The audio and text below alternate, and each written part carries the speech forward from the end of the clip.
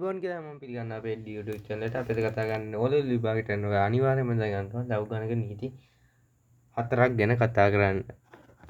පළවෙනි නීතිය තමයි log a පාදයට m වැඩි කිරීමෙන් කියලා තිබ්බොත් අපිට ලියන්න පුළුවන් ඒ log a පාදයටම m එකතු කිරීම log a පාදයටම n කියලා. දෙවෙනි රාගු ගණක නීතිය තමයි log අපි හිතමු a පාදයට m බෙදීමෙන් කියලා තිබ්බා කියලා අපිට ඒක ලියන්න පුළුවන් log a පාදයට m අඩු කිරීම log a පාදයට n කියලා. පළවෙනි නීතිය තමයි වැඩි කිරීම තිබ්බොත් එකතු කරන්න පුළුවන්. දෙවෙනි නීතිය අඩු කිරීම තිබ්බොත් බෙදීම තිබ්බොත් අඩු කරන්න පුළුවන්. තුන්වෙනි නීතිය තමයි log a පාදයට m ගේ r වෙනි බලය කියලා ලිව්වොත් අපිට මේ r බලය මෙන්න මේ ඉස්සරහට ගියලා log ඉස්සරහින් අපිට ලියන්න පුළුවන්. r log a වල a m බලය.